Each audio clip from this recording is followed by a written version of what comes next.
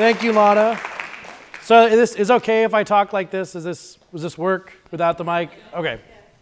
So this has been fun. My first time in Belgrade. Thanks so much for sticking around to the end of the day.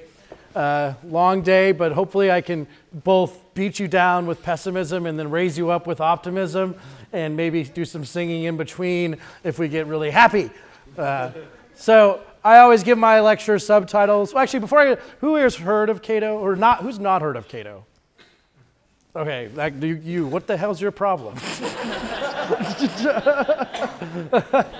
So Cato is we'll talk later. Cato is a 501c3, that's a U.S. tax code. We're a nonprofit educational organization. We do libertarian stuff. We're 140 employees, and we get involved in pretty much every area. I do law, but I do a bunch of other stuff too. And so this is going to be just sort of an amalgam lecture. And as I said, I have subtitles. One of them is The Process of Government. That's a boring subtitle. Another one is The 7 Steps of Government Ruining Your Life. That gets a little bit more interesting. One is called Why I Hate the Washington, D.C. Metro. Who has ever been to Washington, D.C.? Ever spent much time there? Ever encountered metro problems? Yes? Yes? Okay, yes. So we'll talk about that, and you can apply your own metro system to whatever I'm talking about with the D.C., although D.C. is particularly bad. We don't have metro at all. I was reading about the Belgrade proposed metro, which apparently is just proposed all the time, it sounds like. You can like pretend you're taking the metro somewhere and pretend you're taking it somewhere else. Also, this fourth subtitle is Getting Charlie Off the MTA. Now, it would blow my mind in this audience does anyone know this reference? Sorry? Vietnam. No. But that's hilarious. I've never heard that before. There are too many Vietnamese on the metro. No, that's not. So, in 1949, there was a race for mayor in Boston. And one of the guys who was running for mayor in Boston was a pinko commie. And in 1949, being a communist in the United States was very dangerous, so he couldn't raise any money for his campaign. But he had all the folk singers on his side. If you know anything about folk singers, internationally they're all commies. So they started writing songs for his campaign about the issues of his campaign. And one of the issues was about whether to raise the price to get off of the metro 5 cents. So they wrote this song and they drove around town playing it because his opponent wanted to raise it 5 cents. About 10 years later, a band called the Kingston Trio, who would be something like, does anyone know like the Avett Brothers or like the Lumineers? Anyone know those bands? Like really big folk music of the time. They covered the song and they turned it into a minor hit, which The Metropolitan Transit Authority, better known as the MTA, is attempting to levy a burdensome tax on the population in the form of a subway fare increase. Citizens, hear me out. This could happen to you.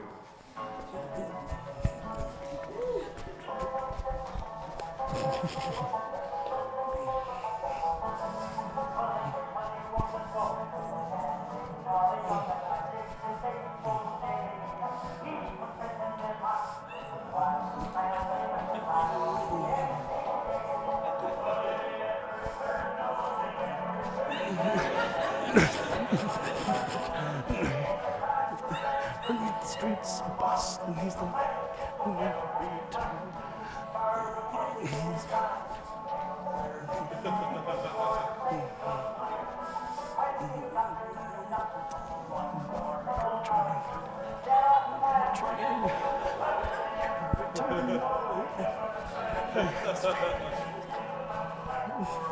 He ride forever in the streets of Boston, he's the man.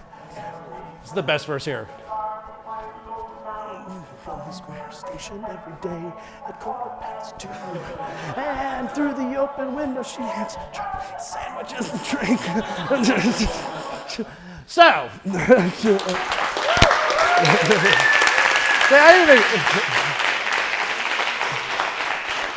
see, Sarah actually saw me do this lecture where I played that song live on the guitar as opposed to just answering, but I wasn't going to go around Europe with a guitar. But why did I bring that up? Okay, so when I was a poor intern at the Cato Institute, that's how I started at Cato. I was an intern. We pay our interns, it's not much, but it's something. So I'm sitting there on a Sunday morning, and the metro is just fucked. It's called single tracking, which might well equate to your day is ruined. The DC Metro has this problem where it only has 2 tracks, so every time there's something wrong with one of the tracks, which is all the time, they have to shut it down and then run everything like a single lane highway. So just like the guy holding a stop sign, all the cars line up. So it can turn a 20-minute trip into a 3-hour nightmare. And I'm sitting here and I literally cannot afford to get out of the Metro. If I went to get a taxi, I would not have been able to eat the next day. That's how poor I was. So I'm sitting there, I'm like, okay, now I have to wait 3 hours for the Metro. And I thought how great it is that the government made this thing for me as a poor person. It put it in place with taxation. It reorganized the world around it. It crowded out other alternatives for me to use. It colluded to make sure it never goes away.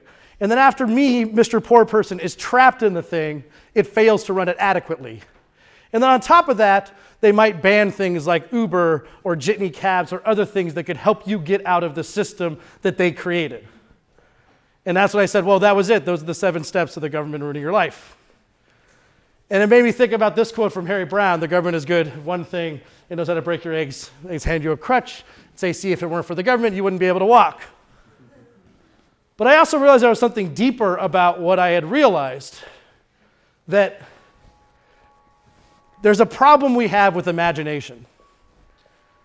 The biggest thing that we actually have to deal with when arguing for a freer society is the lack of imagination.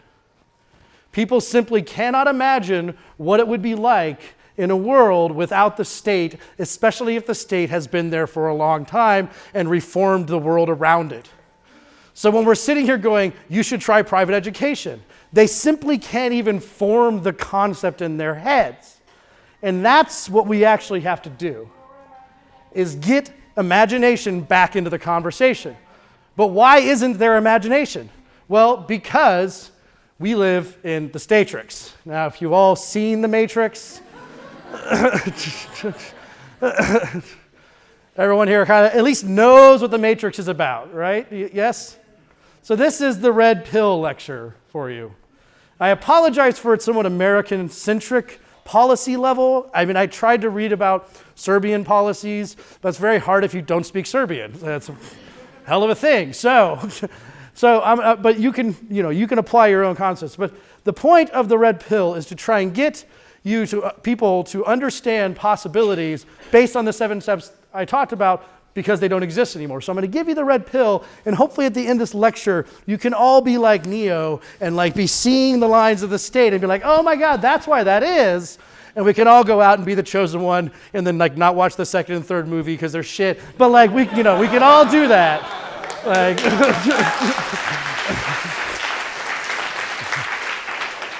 So, to get more down to the point, the overview of the steps, which I went through very quickly.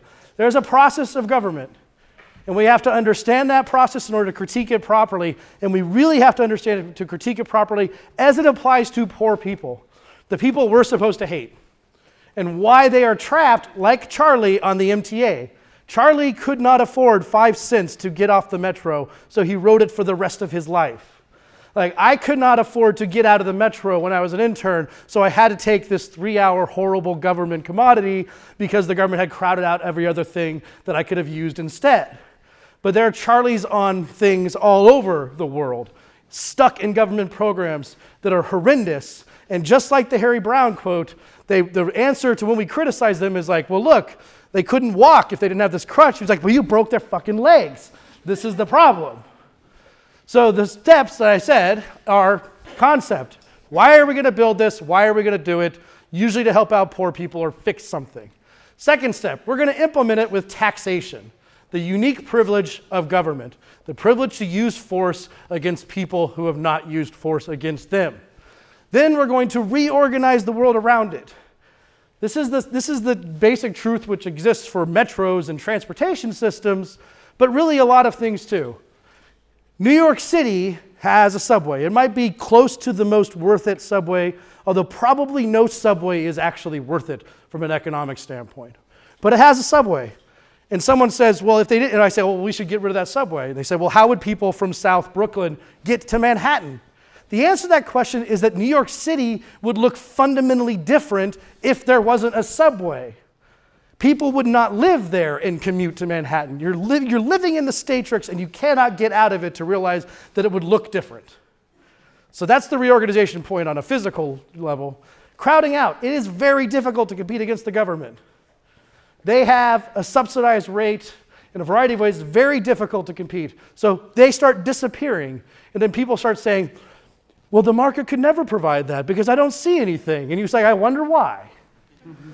Collusion. Well, now we're going to start having a problem with, unionized public sector employees and all sorts of crony capitalism across the point. So this thing will never go away. But of course, now that the poor people are stuck in it, we're going to be unable to run it adequately because, hey, we're the government. That's what we do, things poorly. And then to kick the poor people when they're down, we will start prohibiting things that let them get out of the system that the government created in the first place. And finally, for the ray of hope, will be a discussion of ways we can get around this, which really dovetails nicely with a lot of speakers today. I mean, we had Christian Michel talking about the sort of inadequacy of government. Matt came in and talked about the importance of voting. How are we going to get around this thing? Slavisha was talking about Uber and other things of getting around. All these things come in to talk about hope and how I actually do have hope. So let's start on step one. Who has ever seen Mr. Smith Goes to Washington? Anyone ever seen it? Yeah? Okay, you should watch it. Even my hardened libertarian heart. I mean, it's got Jimmy Stewart. I mean, what the hell? You can't hate Jimmy Stewart. Like, Jimmy Stewart could become a communist dictator. I'd be like, he's not that bad. It's fine. It's Jimmy Stewart. Like, he goes to Washington and he wants to make things better. And he gets really, caught up in the machine and they want to thwart him. But here's the thing. Most people in government nowadays, barring like North Korea, are like not bad people. Our job would be a lot better if they were really bad people, but they're not bad people. They work in a system that does not actualize, their incentives to do better. So the DC Metro, this is the DC Metro, which you could put a cathedral in for some reason. We built that for poor people. We put it there's a line called the yellow line that goes right through the middle. That was the first one to help people get into work. Congestion and other things are often cited. But in DC, the people who are rich drive to work and the poor people take the Metro. Of course, conceptualizing something like Obamacare, we're like, why did we pass Obamacare?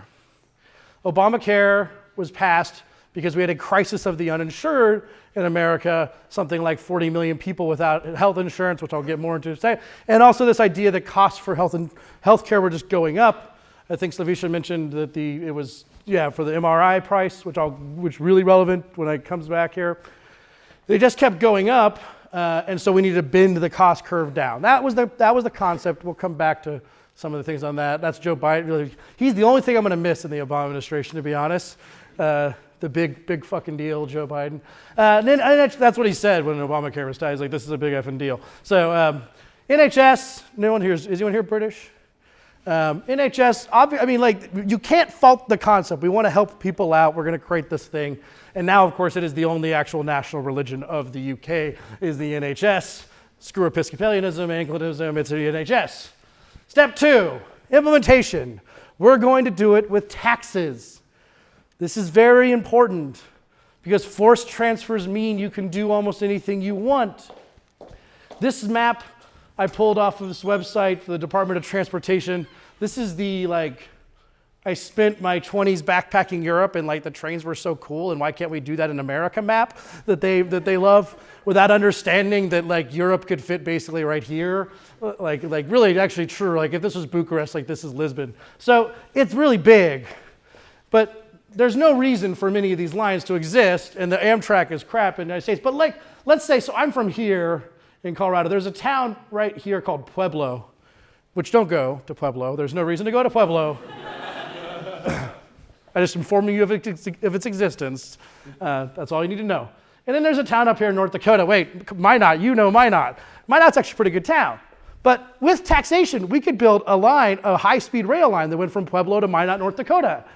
It doesn't matter that no one wants to go between Pueblo and Minot, North Dakota, or ever having been in one of those places to begin with. And it would really suck if the only way to get out of Pueblo was to go to Minot. That would be just some sort of Sisyphusian existential problem. But you could do that. You could do anything you want. And of course, it would increase the amount of communities that were around there and all this stuff. That's step 3. But one of the basic rules we know about, you guys know about this about markets. Dictators can build huge statues to themselves even though no one wants it. If the government is building something, you cannot presume people want this. Everyone follows me on this, right? Now that means that in markets we have to accept things. That when voluntary interaction happens, it probably means people want it. So yes, that means Nickelback. Like, it means there are Nickelback fans. And yes, there's a thing called edible arrangements in the United States where you order fruit, flowers. You presume that they exist, that people want them. I'm not even going to ask if anyone's a Nickelback fan in here because I will excise you from the building. Worse than being a statist. But yes, Nickelback is not a state-run band, but they might as well be. Anyway, they're about as soulless as, what is that really soulless building? The Ministry of, anyway, I saw one particularly soulless building in town here. Anyway, reorganization. So, back to my point. DC, here's the DC Metro map, looks fundamentally different because of the Metro. Everyone's following me on that, right? Like, where people live and what they're doing look fundamentally different. But even more specifically, so this here, like I live down here, these lines here are a lot of commuter lines for people from, well, okay, let's just be honest, my race and class. DC is a very segregated city. So here's like all intern housing because, every summer, like 3 billion interns come into DC and they all need housing for rent on a metro line. So people along these metro lines here convert their houses into rentals. That's the best use of their land. And they do that because the metro stop is there. So there's a lot of reorganization that goes on. But it's not just transportation. I don't know enough about Belgrade to actually talk about how, but I'm sure you can imagine how it's been reorganized. Here's another great example of reorganization. We started using environmental subsidies and tax, and now this is how we take out our trash. We've reorganized many businesses around subsidies for green energy in different ways, businesses that exist now that probably shouldn't exist or maybe wouldn't exist in a free market. And now, of course, if you're a trash can provider, you really are in the money. This is more like Germany, which is pretty much what their sidewalks look like. Any Germans here? What's with the environmental craziness, man? I love Germany, but wow. Or in the United States, so going back to Obamacare, and this is a good example of a Statrix effect. The Statrix effect are those moments when you think something is normal and you realize that it is not normal. So in the United States, most people get insurance through their jobs. You guys have heard this before? Now, here's a really good trivia question. Does anyone know why? Like, because the question is really, because this is one of these things where if you're like me, you grow up and you're like, well, of course, you should get insurance through your job. No, you should not. That makes no sense. So if you start getting out of the Statrix and being like, why did this weird thing happen? It's always the government at some point. And the answer is that right after the war, based on crazy economic theories, all these GIs coming back, they put a wage cap in, a national wage cap. It was like you cannot pay people more than, I think it was $10,000 or something. It was like a lot of money, but still you couldn't pay people more than that. So what happens when you put a wage cap in? People start paying in a different way. So businesses started giving their employees health care as part of the compensation to get above the wage cap. Everyone following me on that? And so then eventually they took that health care that you got from your job and they made it untaxed compensation. And then they put that in the tax code in 1952. So in 1952, they put a thumb on the scale, and you run that forward 60 years, and you suddenly have everything reorganized around getting health insurance through your job, and you have a crisis of the uninsured, which was mostly a crisis of underemployed or unemployed people, because that's a really stupid way of selling and providing health insurance. It just takes that much. Obviously, public schools reorganize in America in a very stupid and profound way, and I've just sort of assumed that you guys do it better than us because like few people could do it worse than us. But we have geographically assigned schools. Is it like that here? No? Okay, yeah, you're sensible. Good job. You're tied to a school based on your neighborhood, and people have actually gone to jail for faking their address so their kids could go to a better school than the one. It's the same? It's more complex is what I'm hearing that. So public schools have been reorganizing where people live for a very long time. Here's a really good question. How does the drug war reorganize the world? Does anyone want to? Here's a good question. So in America, because, we're very not fun in a weird way. Like I was talking with Coco about this, like clubbing in America versus clubbing like anywhere else in the world is just we could close our bars at 2 a.m. We always had this weird relationship with alcohol. Blame the Mormons, I don't know. But what was so we banned alcohol between 1920 and 1933. Now, what was the most popular drink in America the day before alcohol ban went into effect? No, it was beer and wine. The day before, the most popular drink was beer and wine. What was the most popular drink in America the day after they took away Prohibition? It was beer and wine. What was the most popular drink during Prohibition? Whiskey and hard alcohol and bathtub gin. Why? Because prohibition of drugs makes drugs stronger. It's called the iron law of prohibition.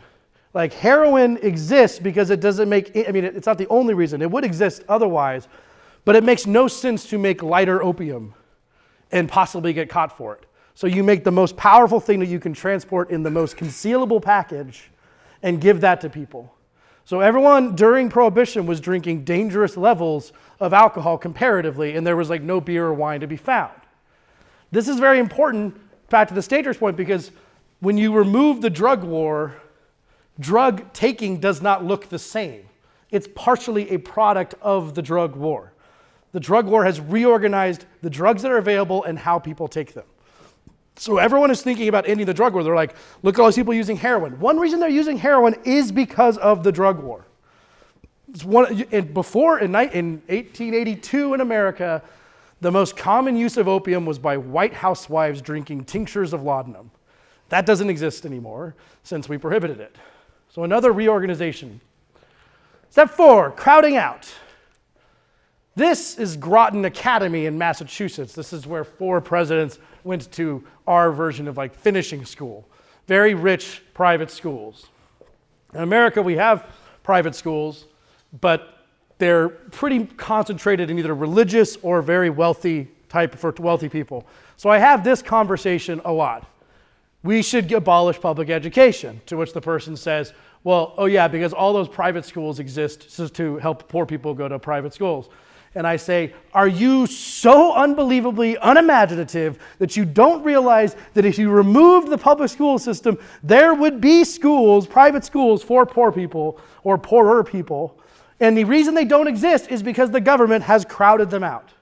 And yes, they are that unimaginative. They live in the Statrix. They have not heard this lecture. They do not understand that the world would look different absent public schools because it's nearly impossible to compete against the government. Similarly, with metros, this is all subsidized. There's not a metro or public transportation in existence that's not subsidized in some way. You do not pay the full cost of your ticket on anything. That's one reason why the government creates them. Otherwise, you could do a for-profit business that would compete against them. But here's the difficulty. It is very difficult to compete against a subsidy in any way. If you're trying, not to start a competing metro system, I mean, that would be weird, but just anything else that could get people into the city, you have to charge full price and a profit in a way the government does not. So it crowds out alternatives, and they start to disappear. And then the world starts to look different and worse. So remember the story so far. We're going to make something for poor people. We're going to implement it with force and taxation. We're going to reorganize the world around it. We're going to crowd out other alternatives. And now the people start saying, well, I mean, clearly private education doesn't work, and clearly private transportation doesn't work, because none of it exists, for the reasons I already explained. On top of that, though, everyone starts colluding to make sure that the government thing, whatever it is, never goes away.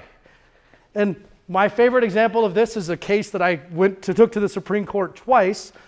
This man, Marvin Horn, a true hero of the revolution, he spent 10 years fighting the Raisin Administrative Committee.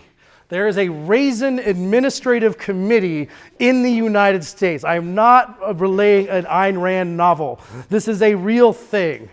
the raisin growers get together and decide how many raisins that they're going to collect from the farmers so they can normalize the price.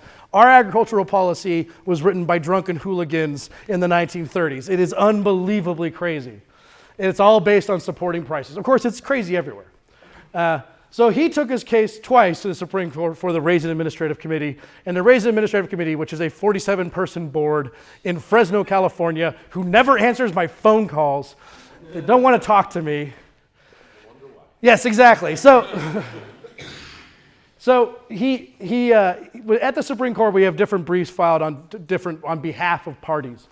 So on the Raisin Administrative Committee side, who filed the only brief supporting the Raisin Administrative Committee? You don't really have to guess. It's Sun-Maid Raisins, the biggest raisin producer in the world. Now, Sun-Maid is hard to blame in this, because this is the type of subtle collusion that the state creates. They could exist without the Raisin Administrative Committee, but they're not sure. And they're very afraid of change.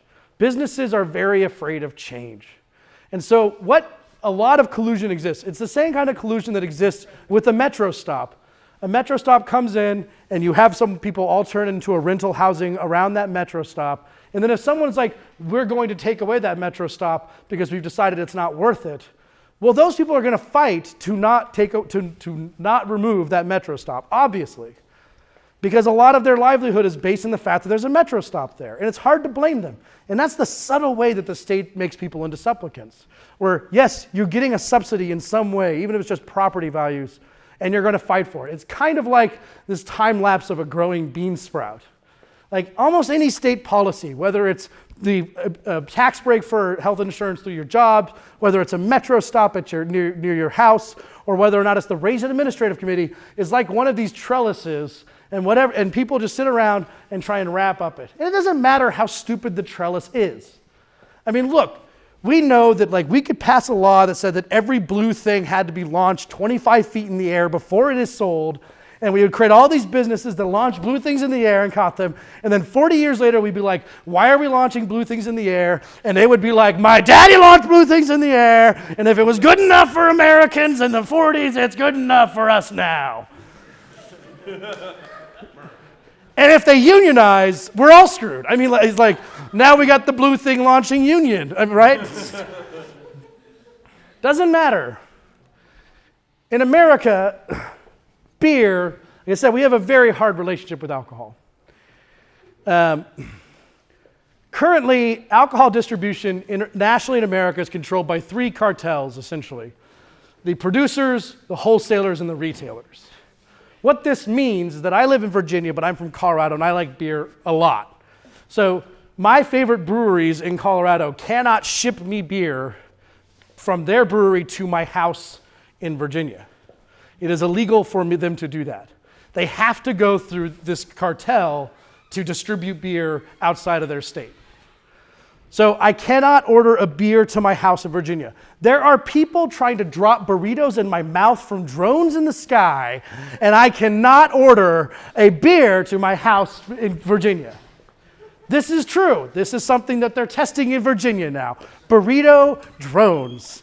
You pull out your phone, and if you know anything about Americans, we think it's a basic human right to be no further than 500 miles from a taco or a good burrito. And if they can drop it in my mouth via a drone in the sky, all the better. But this is the kind of stuff that starts to give me hope, because people are going to start wondering, why is the government so bad and people want to drop burritos in my mouth? I mean, this is Willy Wonka shit. I mean, let's be honest. Burrito drones, we need some imagination, and of course, people have it. Burrito drones are a real thing. Also, of course, Amazon's going to just drop packages to you from the air. Anyone ever have thought with one of the brilliant things of the market is that you say, something should exist. Like I had this thought the other day. It goes back to my Nickelback point. Like something should exist. And I was like, there should be a button, like a fail button, where you just hit it and it just plays like the fail noise, right? So you just have it on my desk and be like, like sad trombone. It's like that should exist. But of course, what was my next thought? It probably exists. Because that's the amazing, and it does. I was like, oh crap, there is a fail button. Now, of course, the government was in charge of making a fail button. They would never even consider it in the first place. Or you had to full out form DL34X before you could push the fail button. signed in triplicate by 4 staffers at some sort of soulless government building who are unionized and currently on a smoke break. Which is important because I do believe that about government inefficiency. I do believe the government is out to get me, but they are currently on a smoke break. And they are currently forming the committee and drafting the rules to get me. But thank God they can't draft the rules yet, so it's all working out so far. Okay. Step 6, inadequacy.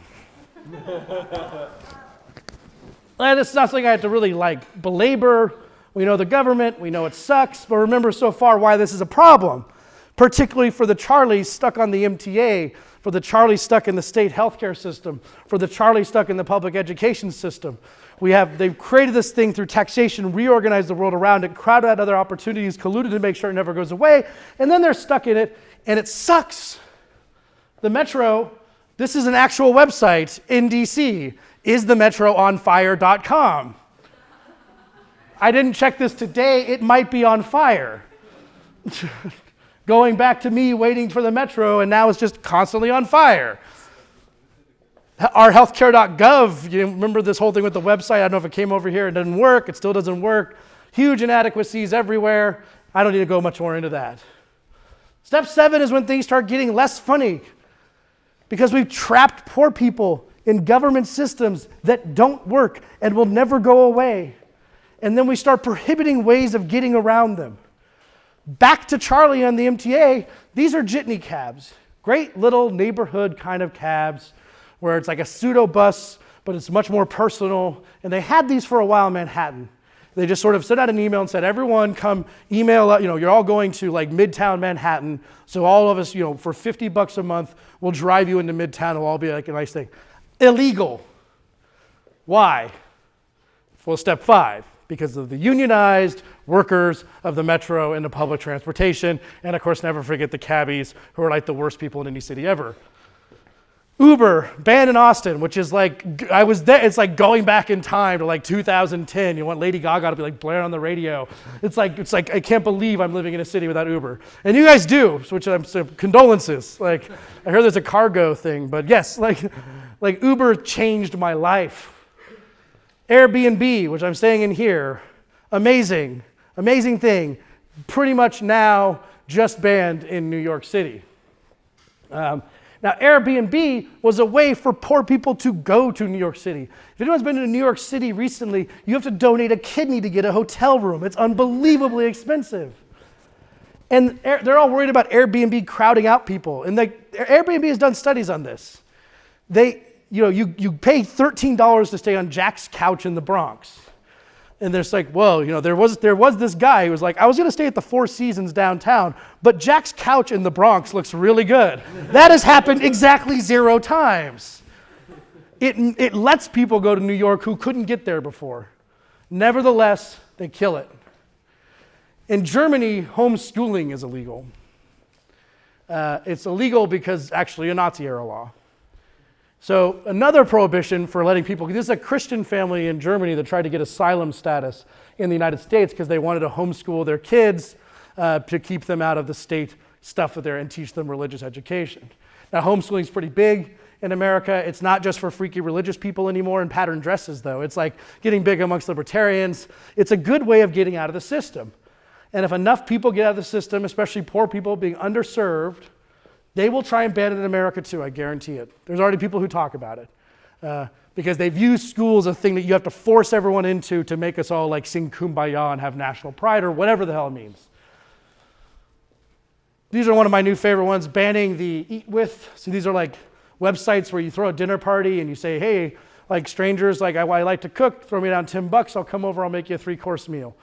Of course, now that's the normal way of describing it. If you read this thing, as you sit down to dinner, the story illustrates eating out like you've never experienced before. We're talking about super secret illegal dining experiences hosted in homes. Having people over for dinner. It may look like a dinner party, but it's really an underground supper club. It's amazing stuff that's happening, which is how I get to my last thing. All of these things and so many more allow us to get outside of the Statrix in important ways. Just like many speakers are talking about, there's a world of possibility out there that the government has stamped down, eliminated, or made impossible in different ways. And we're living in a world where these things are bigger than just something to play Angry Birds on, as awesome as Angry Birds is. They're more significant than even you probably imagine, because they allow for step 8, which is getting out of the Statrix and circumventing it. Cato could have devoted its entire existence since 1977 to writing papers about taxi cab cartels and trying to expose them to people. And we would have done less to do that than Uber did in like 2 months. Uber gave people a way to see that there was a taxi cab cartel. And even I, as like a libertarian who's like, oh, freedom's awesome. Like, even I, when I first got, Uber did this amazing thing in DC. They wanted to influence policymakers. So I just got this email that was like, tweet free, 20 free rides with Uber. I'm like, okay. And it's like, take you over there. And I'm like, well, it'll be like $5, it'll be like $5 afterwards, 20 free rides at the beginning. I'm like, are they going to sell me like timeshares in Mexico on the way, or like skincare products or something? Like, and I get in my first Uber and I get in this guy's car. Like, what's up, dude? He like drives you over, he drops you off, and it's the most normal human interaction ever. And I'm like, that was amazing. And it was. Bitcoin, Airbnb, Handy, which is for sort of handiwork. I'll talk about that guy in a second. This stuff is very important because it's demonstrating something that we've always said, but finally demonstrated in a way that we couldn't do with policy papers and speeches if we did it ad nauseum, which is how right we are. Anyone ever play the trading game before? The trading game is this game where you buy like a bunch of little doodads. I buy, go to a dollar store or whatever, like they sell pencils and they sell like hair care products and they sell like barrettes and things like this. And I randomly distribute them to all of you guys. And then I say, okay, because you might have gotten like pantyhose, and so I'm like, okay, so how happy are you with what you got? So I ask everyone, 1 to 5, how happy with what you got? So you got pantyhose, so you say 1, and you got pencils, and you say 5, whatever, you love pencils. So I add up, and I get a happiness quotient of the room. And then I say, okay, now you can trade with people on your row. You can make trades with people on your row, and then I go, okay, now how happy are you with what you have? And it's a higher number. And then I say, okay, now you can make trades with everyone in the room. How happy are you? And it goes up. Jeremy Bentham thought this was some sort of weird voodoo science, but we understand a basic principle of markets and free human interaction, which is that you can just reorganize the stuff in the world and make everyone happier. And if this was a huge classroom, let's say 1,000 people, and I was playing the trading game, and I said, all right, now you can trade with everyone in the room. Well, this is now a new problem because there's 1,000 people. You need to figure out how to do it.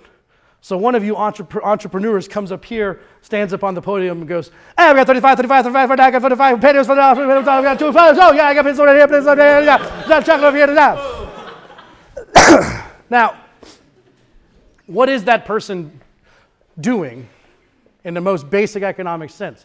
They're solving an information problem, what we would call a transaction cost. And we'd also call them a middleman.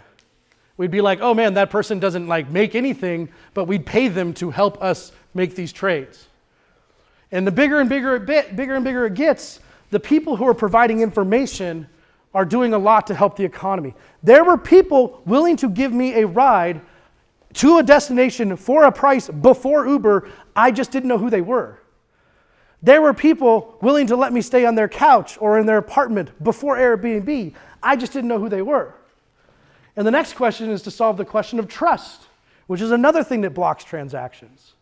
Here is the secret that libertarians know. The world wants to be friends with you. You just don't know where they are. When I was in Brussels last time, I was speaking in Europe. I got picked up by someone, because I got an Uber in Brussels, and I got picked up by someone I didn't know, dropped off at someone's house I didn't know, and then we all went clubbing that night. The world wants to be friends with you. And all of these things are showing how it's possible. And they're pulling back the state. Every one of these is a red pill. Bitcoin is a red pill. People didn't even know that you could have money without the government. It was so intertwined with the government, they didn't even know it. These things are going to do more than any lecture I could possibly give. What does McDonald's sell other than shitty food? The answer is information. McDonald's sells the information that these golden arches contain. McDonald's came about when America was the first massively mobile society in world history, where someone from Chicago would drive their kids to Disneyland and on the way have to go through a bunch of towns they've never been to before. And where do you eat in those towns that you've never been to before? Well, you could try Grandma Griff's greasy spoon burgers and a cat litter store or whatever. You could try that, but Ray Kroc was like, we just need a burger store where people are like this, they see this, and it lets them make a transaction that they weren't willing to make before for the exact same reasons of the auctioneer point. Is everyone following me here?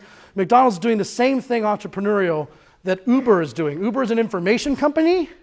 So fundamentally is McDonald's. That's what it sells. All of these problems that stop us from making transactions used to be what we were told the government had to do. The risk associated with getting in someone's car that you didn't know. That's why we need a taxi cab licensing. The risk associated with going to a restaurant that you didn't know was clean enough. That's why we needed health inspection. The risk associated with going to a lawyer or a doctor and not knowing if they're good. That's why we need medical licensing or any other types of licensing.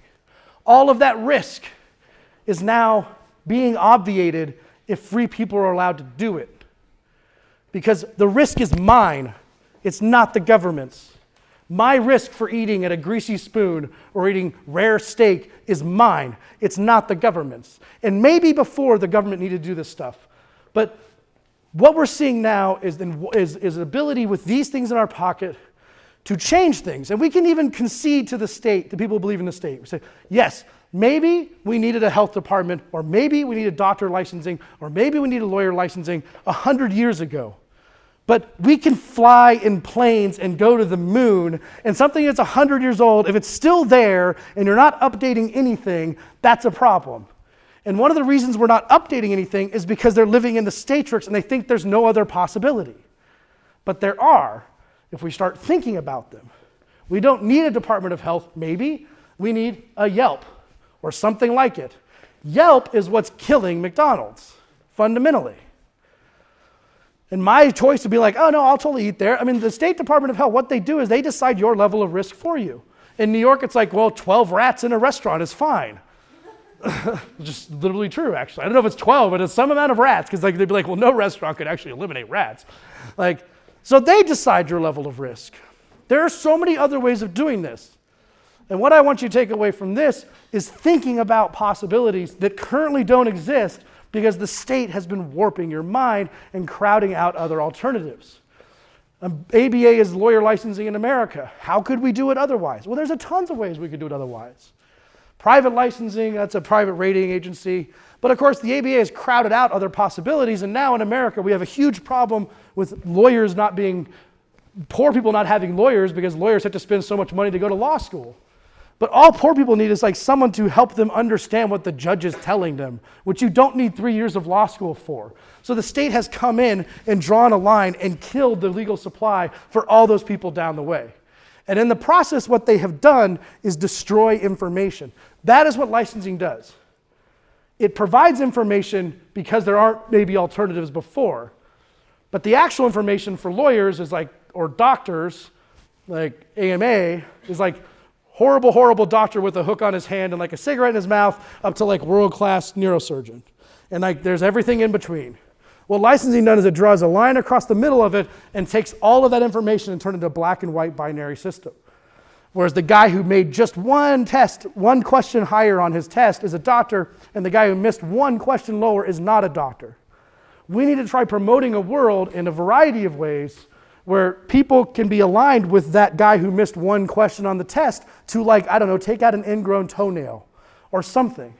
Or lawyers who can write wills for people but don't have to go to court. There's so many possibilities and we're not thinking about any of them. But we can get there. In America, the healthcare system is royally fucked. It has been for a very long time, mostly because of government involvement. People say that we had a free market in healthcare. They say, oh, we had a free market in healthcare, we tried it, we need Obamacare. If you go into a doctor's office and you ask for the price of something, they will laugh in your face. There is no price of anything. The price is different depending on who you are and how you're paying, to begin with. There are people out there trying to show that there's another way of doing it.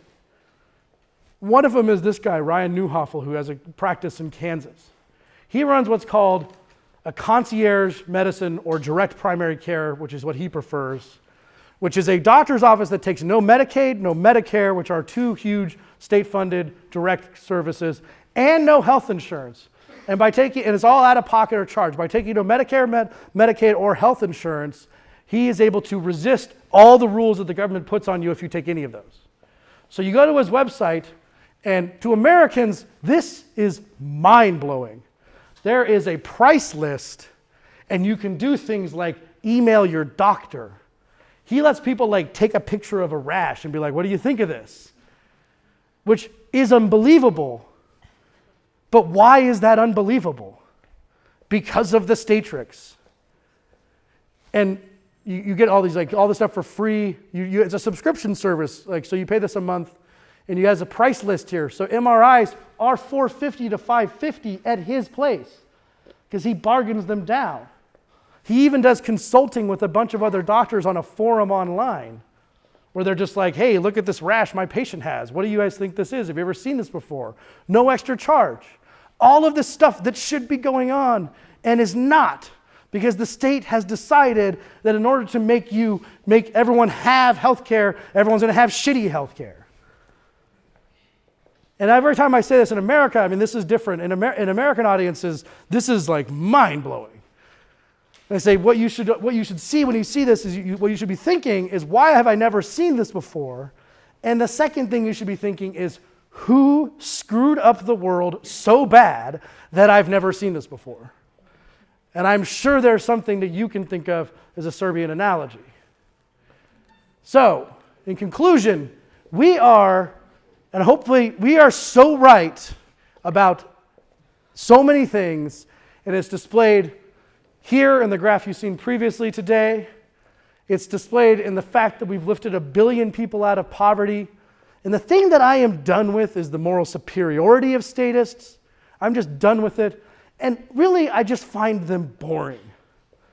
I've decided that they're boring. Because the statement, the government will do something, is just become boring in terms of doing serious political economy and trying to figure out how to make things better.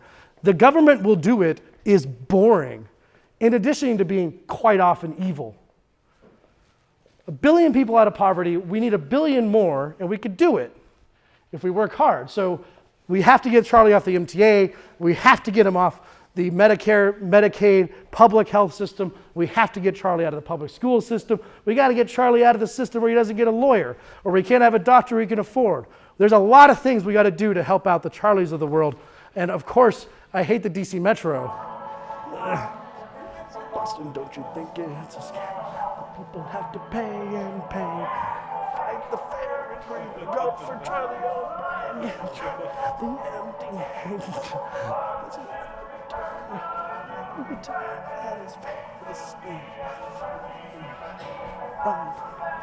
The streets of Boston is the night. Thank you. Questions?